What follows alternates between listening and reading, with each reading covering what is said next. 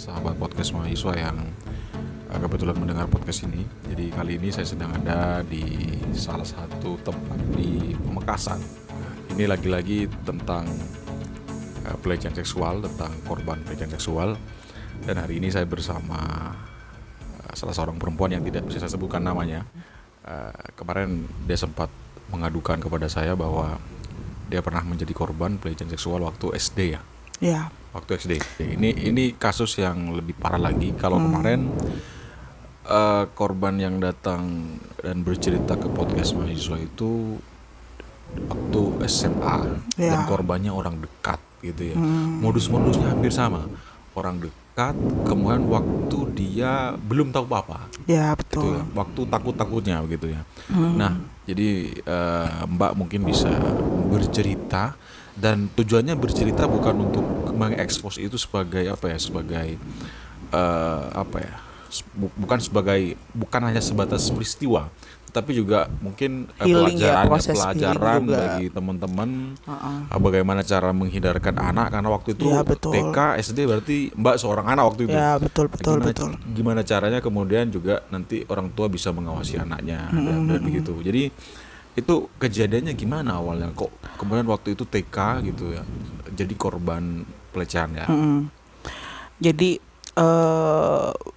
aku punya orang tua yang sibuk dan aktif ya waktu itu ya. Kerja apa? Kerja di kantor pemerintah. Ya, kantor pemerintahan. Mamaku juga, ibuku juga selain kerja di kantor pemerintahan juga dia punya side job yang gak hanya bisa di rumah aja gitu ya. Dia sibuk dan aku sering dititipin ke orang waktu itu. Jadi setiap anak itu sama bapak sama juga? papa mama. Jadi setiap anak itu punya yang namanya kayak pengasuh atau babysitter gitu. Nah, kebetulan waktu itu karena aku udah SD, jadi pengasuhku tuh udah ini kan, pengasuhku tuh usianya juga usia katakanlah udah siap untuk dinikahkan gitu kan. Jadi pengasuhnya laki-laki atau perempuan? Pengasuhnya perempuan. Udah aku anggap sebagai mbakku gitu. Jadi waktu itu aku udah nggak punya pengasuh lagi, otomatis. Adikku pun sama, pengasuhnya juga perempuan, dia harus berangkat ke Malaysia gitu ya kan. Nah, saat aku tidak punya pengasuh, orang tuaku adalah pendatang di Pamekasan gitu ya kan. Aku masih punya adik bungsu saat itu, dan adik bungsuku tuh ada pengasuhnya. Pengasuhnya karena adik bungsuku masih baby, jadi dia dibawa pulanglah ke rumah pengasuhku. Nah, di rumah aku kan sendirian berdua sama adikku. Nah, usia adikku tuh sama aku selisihnya 18 bulan. Ya, nah didatangkanlah saudara mamaku waktu itu. Ceritanya laki-laki. Laki-laki, dia gak kerja lah ya. Mungkin waktu itu aku males nyebutnya dia. Ya, dia adalah omku. Sekitar 20 tahun atau waktu itu? Ya, 20 atau. Jadi waktu itu kamu umur berapa? 30 tahun, entah maybe umur berapa, gak tahu aku. Omku. Aku waktu itu aku masih TK, berarti kalau aku hitung-hitung berarti mungkin aku 5 tahun. Sampai 7 tahun. Ya, aku ngalamin pelecehan itu. Ya, kalau aku agak emosional karena ini juga nge-flashback ya kan. Ini luka, ini trauma. Tapi aku cerita ini bukan sebagai aku mau ngejual kesedihanku, aku mau ngedompleng sama podcast mahasiswa, enggak. Aku gak mau anak kecil lain ngalamin hal yang sama. Aku mau dalam keluarga saat anak kamu bercerita atau anak kamu ngalamin hal-hal misalnya dia gak sama seperti anak lain yang mau rangkum gitu loh.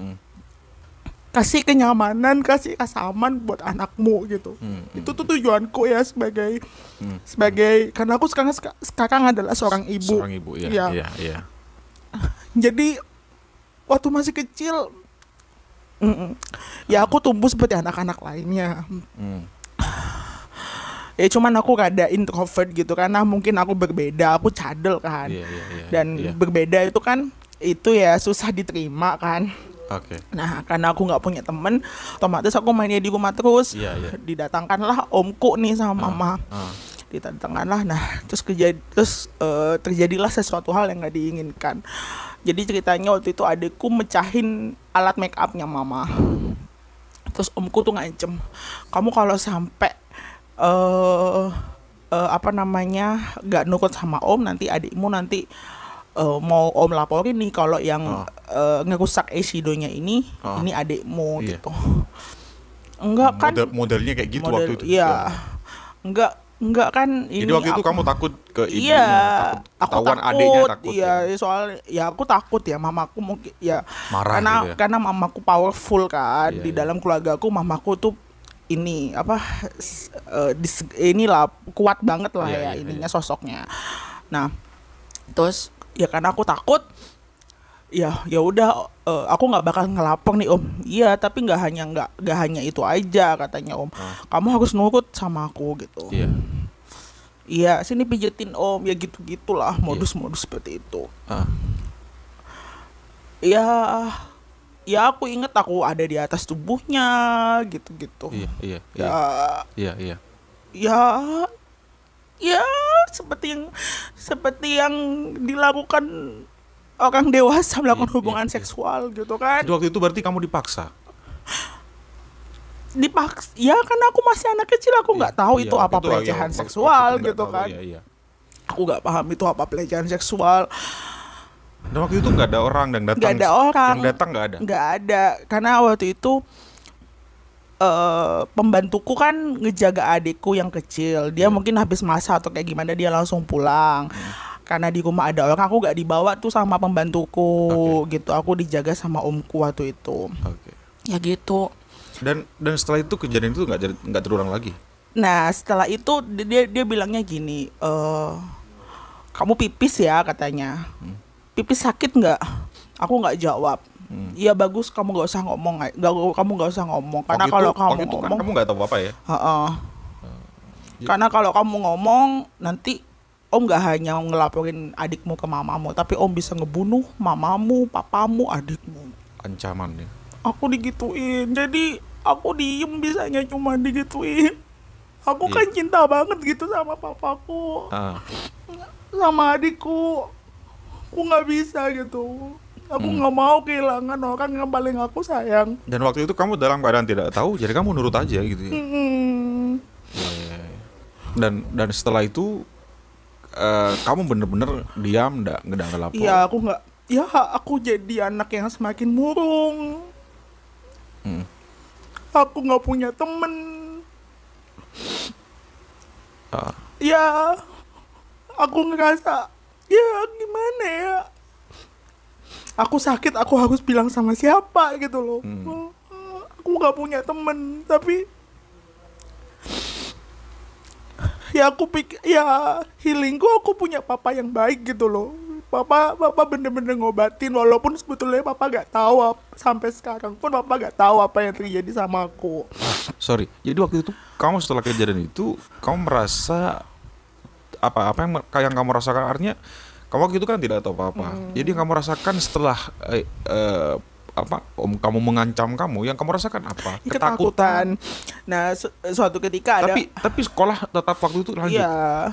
Masuk sekolah tetap sekolah. Dan sebetulnya aku nggak mau ngejual masa laluku yang buruk ya Mas, ya Mas Ongki. Ya sebetulnya kesakitan yang aku alami masa kecil tuh gak hanya pelecehan seksual. Di sekolah pun aku mengalami perundungan kayak gitu ya, karena aku nggak bisa bilang ya cadel gitu. Ya banyak hal lah. Terus mamaku hits gitu kan. Aku di-compare sama mamaku. Kamu gimana sih anaknya si A gitu kan. Mamaku sama papaku dilabeli orang oke. Kamu anaknya si A tapi kamu kok kayak gitu, gak bisa bilang udah kayak gini. Ya banyak dibully, hal. Korban bully. Ya banyak hal seperti itu. Terus ya tapi ya udahlah gitu ya. Itu mungkin proses yang harus aku jalanin. Dan kejadian itu tidak terulang lagi. Ya pas SMP mungkin aku udah punya kepercayaan diri yang kuat. Aku harus tumbuh jadi pribadi yang baru. Ya aku berubah. Aku memerangi banyak hal tentang pelecehan seksual, tentang kayak gini, jadi setelah itu aman ya. Ya aman. Ada lagi. Nah, tapi kan aku masih belum speak up ya kan, dari aku kecil sampai aku SMP, karena aku masih belum berani, aku nggak punya modal apa-apa terhadap tapi aku. artinya waktu sejak kamu kejadian itu ketakutan kamu, sakitnya kamu itu masih dirasakan sampai SMA? Ya kalau aku kayak baca-baca artikel-artikel tentang pelecehan, kekerasan seksual terhadap anak, ya aku histeris di situ. Pasti ingat lagi. Pasti ingat. Cuman setelah aku SMP, aku punya kuasa atas tubuhku gitu loh. Udah berani gitu ya. Aku nggak mau digituin. Aku udah berani. Kamu seperti itu, kamu tuh udah nyalahin aturan kayak gitu. Udah berani nih aku nih. Pas aku SMP gitu, aku udah bukan pribadiku yang kemarin, Mas Hongki gitu. Bahkan pas SD itu teman-temanku kan di sekolahku kan anaknya pinter-pinter kan. Mereka tuh rata-rata masuknya ke sekolah-sekolah yang favorit gitu. Nah, aku udah diproyeksikan tuh sama mamaku, kamu harus masuk sekolah sini. Aku nolak dong. Enggak, aku nggak mau sekolah situ. Kenapa? Karena aku mikirnya gini, kalau aku tetap masuk ke sekolah situ, aku pasti akan ketemu sama circle yang sama, aku akan tetap dirundung gitu loh. Tetap akan dibully. Aku harus bonding komunitas baru gitu. Jadi aku masuk ke sekolah pilihan kedua. Gitu. Tapi masih oke nih menurut aku gitu. Ternyata beneran aku di situ ketemu sama orang-orang positif di situ yang bener-bener membangun pribadiku yang baru. Itu berarti jalan keluar yang kamu lakukan untuk melakukan penguatan diri ya. Ya, betul. Kemudian SMP, SMA selesai dan tentu hari ini peristiwa itu masih teringat. Masih. Kamu sekarang seorang ibu, dan apa yang kamu lakukan terhadap anak-anakmu untuk protek itu gitu? Ya, aku cerita akhirnya sama mamaku kalau aku ngalamin itu. Itu ceritanya kapan? Artinya apakah waktu beberapa tahun kejadian itu atau akhir-akhir ini? Pas aku mau masuk kuliah, ada insiden besar, ada masalah keluarga antara aku sama mama, karena aku gak kuat gitu kan. Akhirnya aku bilang sama mama gak tahu gitu loh apa yang aku alamin, kenapa aku tuh beda sama anak-anak lain gitu kan. Mama selalu bilang aku tuh takutan, masih aku kecil, aku dirundung, aku nggak ngelawan. Mama nggak tahu ada yang cacat loh sama aku gitu. Harusnya gitu kan, ada anaknya tumbuh berbeda gitu, anaknya selalu diem, itu ditanya kamu kenapa, tapi mama kan nggak mau tahu itu gitu kan. Saya gitu, terus akhirnya saya berontak, saya bilang kalau saya ngalamin hal itu mama nangis ya aku tetap sayang sama mamaku, walaupun kupikir langkah yang mamaku ambil sebagai orang tua aku, kupikir aku masih kecewa gitu dengan langkah yang mama ambil sampai sekarang gitu. Karena pemikiranku gini, sebagai orang tua harusnya memberikan rasa aman, rasa nyaman. Saat anaknya udah mau cerita, ya gimana untuk nge-keep gitu loh, ngejaga anaknya. Tapi mamaku tuh malah bilang gini, ya udah, jangan rame-rame ya. Kan udah lama juga kejadiannya. Itu ngebuat aku makin hancur, Mas Hongki gitu loh. Mamaku masih seperti itu gitu. Suatu ketika pas ada acara besar, acara keluarga, mamaku tuh disuruh hadir gitu kan di acara keluarga di rumahnya mbahku. Terus disuruh mampir ke rumahnya om yang udah ngelakuin itu sama aku. Om yang ngelakuin itu? Mamaku mau ngelakuin itu gitu. Nanti masih disuruh mampir ke rumahnya si om ini. Padahal kamu tentu sangat terpukul dan tidak mau melihat wajah dia. Iya jelas gitu. Aku lo bertahun-tahun gak salim sama dia. Mama lo gak peduli gitu kan. Mama lo gak nanya, kamu kenapa sih kok gak sopan sama ommu gitu. Kenapa sih kamu ngindak terus. Mama kenapa gak nanya gitu. Ya udah terus setelah itu Mas Hongki, karena aku udah mulai speak up, aku berontak dong lagi-lagi. Harusnya ya Maya gitu, Mama boleh ngajakin aku ke rumah keluarganya Mama, kataku yang lain, tapi jangan dia, aku gitu. Harusnya Mama nolak dong, dia loh udah ngancurin hidupnya aku gitu. Aku loh anakmu, aku gitu. Nah, terus Mama tuh ngerasa aku tuh bingung harus seperti apa gitu kan. Aku bingung harus seperti apa, langkah apa yang mau aku ambil. Mungkin langkahku yang seperti ini itu tidak sesuai dengan ekspektasimu. Mama berpikirnya seperti itu. Dan ya mungkin ketidakpekaan Mama itu ya mungkin mama memang tidak peka gitu loh. Ya udah, aku harus berdamai dengan itu, Mas Hongki gitu. Oke. Cuman sekarang aku sering berkompromi sama mama. Mama boleh ke sana, silakan, itu urusannya mama. Kalau mama ngajakin aku ke acara keluarga mama, aku nggak mau urusan lagi sama keluarga itu. Aku gitu. Sampai sekarang ya. Iya, aku nggak mau. Terus dapat kabar, dia katanya sakit kanker otak. Oh, salah sendiri, kataku. Dia loh ngelakuin kejahatan sama aku. Minta maaf sama aku? Enggak, kataku. Mama gak usah takut, aku bakal jahat sama anaknya. Enggak, aku gak jahat sama anaknya. Bakal jahat sama istrinya. Enggak, istrinya sayang sama aku. Gak tahu. Dapet suami kayak gitu, aku gitu. Iya. Istrinya baik sama aku gitu. Aku gak bisa cerita sama siapa-siapa. Jadi gitu. sekarang ketika kamu sudah punya anak, jalan keluar kamu hari ini bagaimana? Ya karena aku udah menceritakan kesakitanku. Luka itu mungkin tidak sembuh ya, tetapi itu kan perlu diatasi juga. Tidak mungkin kemudian untuk terus menerus sakit. Nanti kan juga akhirnya berefek kepada kehidupan kamu, masa depan kamu gitu ya. Walaupun sangat sakit. Jadi upaya kamu untuk mengatasi itu dan sekarang untuk terus ya happy juga, kan perlu happy juga. Mungkin saya pikir ya itu pengalaman yang dilakukan oleh keluarga yang kurang ajar lah. Kenapa saya katakan kurang ajar?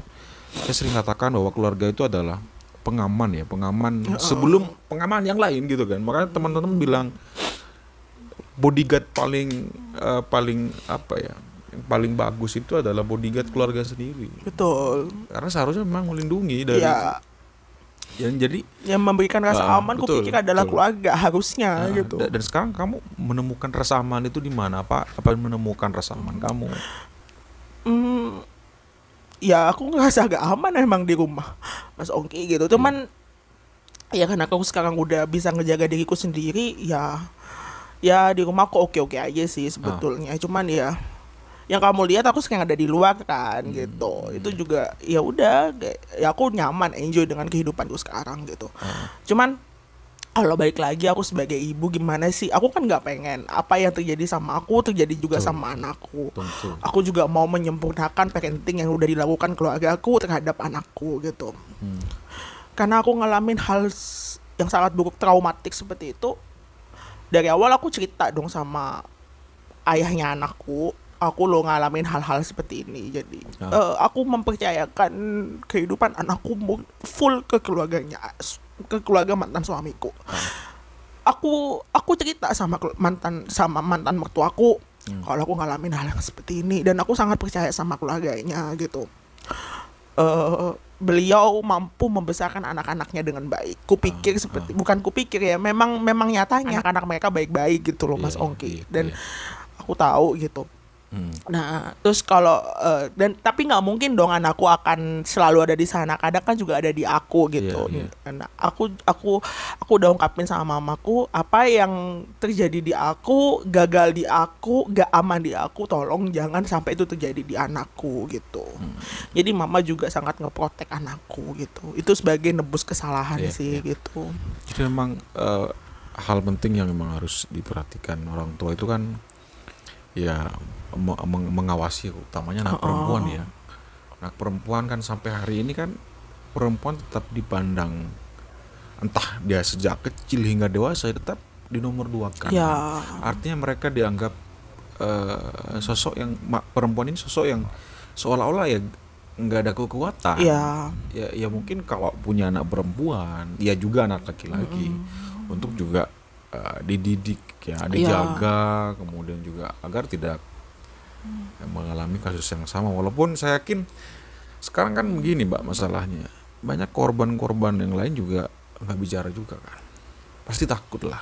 Kamu untuk memulai apa yang kamu rasakan pasti agak berat gitu kan. Mau mengatakan ini apa ya, aib juga nggak disampaikan, kamu nggak bisa ngelawan kan gitu kan. Ya jadi akhirnya sampai hari ini ya kasus-kasus seperti itu tetap terjadi. Iya betul. Dan makanya saya ingin Mbak bicara itu bukan untuk kemudian mengekspos itu, paling tidak ini jadi pelajaran penting loh ya. Makanya Mas Ongki, mungkin aku ngekip anakku tuh 24 jam gitu ya. Mama aku ngekip anakku 24 jam tuh nggak mungkin gitu kan, karena kita punya kesibukan. Makanya aku selalu tanamkan sama anakku, Dek, apa yang kamu rasakan hari ini ceritakan semuanya sama mam, nggak boleh ada yang ditutup-tutupin. Jadi kan mam teman, makanya aku memposisikan anakku senyaman mungkin ngomong sama aku apa aja Mas Ongki, keresahannya, baiknya dia, bahagianya dia, bahkan hal-hal mam tahu nggak sih, aku tadi ketemu sama ini mam sama si A gitu kan, anakku masih SD nih kelas 2, dia tuh cerita sama dia kayak suka gitu kan sama kakak kelasnya gitu-gitu. Terus juga dia ketemu sama teman ngajinya, ada yang senderan ke dia, cewek gitu. Apa aja, gak ada yang ditutupin, kamu nggak boleh takut cerita sama mam gitu. Kenapa itu bagian dari aku ngejaga dia Mas Ongki, aku pengen anakku tuh cerita sehingga gitu dia tidak takut ke kamu gak takut, gitu. Melakukan kesalahan tidak takut. Aku nggak mau apa yang aku alamin tuh terjadi sama anakku, makanya aku nggak mau ada batas sama anakku. Dia boleh nggak cerita sama siapa boleh, tapi sama aku ibumu, kamu cerita sama aku gitu. Itu bagian caraku untuk ngeprotek anakku. Terus juga aku selalu ngajarin dia, apa deh yang nggak boleh dipegang sama orang lain, tubuhmu ini kuasamu ya, tubuhmu kuasamu ya nak ya, apa yang nggak boleh. Aku kalau nggak mau dicium sama orang, kamu bilang aja nggak mau dicium gitu. Kamu kalau nggak mau cium tangan sama orang sekalipun, walaupun itu dia nggak sopan, nggak apa-apa gitu. Menghargai kamu, aku gitu. Jadi intinya dia nyaman. Dia nggak takut, dan dia akhirnya kan itu bentuk bentuk cara untuk agar anak nggak takut dan dia nyaman gitu. Jadi dia tahu apa yang boleh dipegang orang lain dan apa yang nggak boleh dipegang orang lain gitu. Dia apa aja dia nggak boleh, ini bagian-bagian sensitif mana aja gitu. Aku nggak mau anakku tuh cowok cewek gitu, itu perlakuanku tetap sama Mas Ongki gitu. Aku selalu bilang, kalau kamu memang merasakan hal yang menurut kamu tuh gak adil gitu kan. Karena gini Mas Ongki, aku sebelum mau bersuara seperti ini, aku udah ngalamin banyak hal gitu kan. Banyak hal. Setiap keluarga aku pikir punya lukanya masing-masing gitu loh. Dan apa yang aku suarakan adalah terkait apa yang aku alami gitu. Pengalamanku adalah aku udah berkeluarga, aku pernah gagal juga dalam berkeluarga gitu kan. Nah, aku juga itu bagian dari kampanyeku gitu.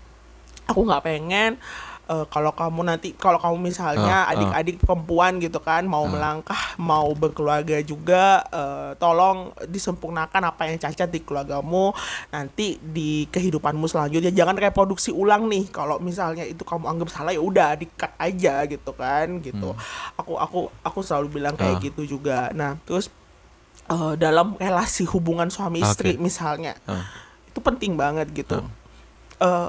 Karena aku dulu gini Mas Ongki, aku mau ngomong aja, mau ngajakin mantan suamiku, sayang nanti malam mau makan apa, aku tuh harus berpikir 10 menit, aku nanti ngomong kayak gimana ya biar aku gak salah. Gitu. Artinya apa? Aku sangat ini loh, maksudnya tidak seimbang dengan dia gitu dalam relasi hubunganku. Aku seperti properti gitu loh. Aku seperti properti. Kamu ngapain aja sih? Kamu tuh kan punya aku, kamu tuh gak usah deh ikutan kayak gini. Nah, maksudnya hal-hal seperti itu, ya aku pikir bisa lah ya nanti kalau semakin banyaknya perempuan menambah referensinya gitu kan ya, gabung sama sana sini, gabung sama komunitas yang memang ngebuat dia semakin berani gitu bicara, berteman dengan orang banyak gitu juga. Itu juga merupakan ini sih modal sih menurut aku gitu. Jangan sampai mau seperti itu gitu. Kamu speak up akhir-akhir ini kan ya? Iya. Karena gini Mas Ongki, aku sangat meromantisasi itu gitu. Aku sangat bahagia dilabeli sebagai istri solehah dulu kan.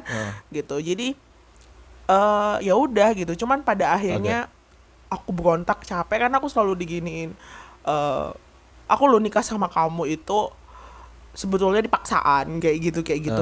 Ya akhirnya ya udahlah, gak usah nikah sama aku juga. Akhirnya aku berani ngungkapin seperti itu. Ternyata setelah aku cerita sama teman-temanku aktivis walaupun mereka adalah adik-adikku semua rata-rata gitu kan, ada juga yang di atas aku, ternyata kamu tuh korban kekerasan kekerasan dalam rumah tangga gitu. Walaupun aku tidak mengalami korban secara fisik, aku mengalami itu secara psikis gitu.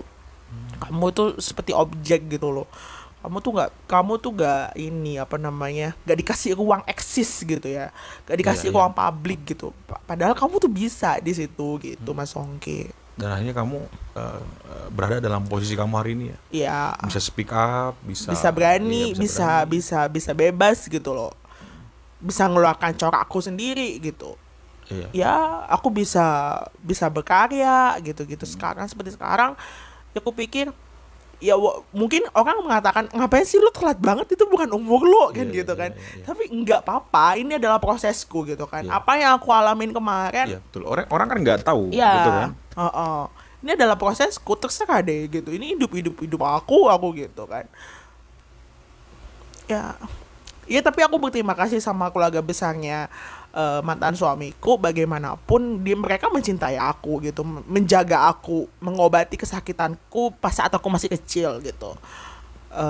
Dan mereka adalah orang-orang yang aku percaya untuk gedein anakku gitu Mas Ongki. Oke. Dan sekali lagi ini mungkin tidak ada niatan cerita untuk bahas insiden ya.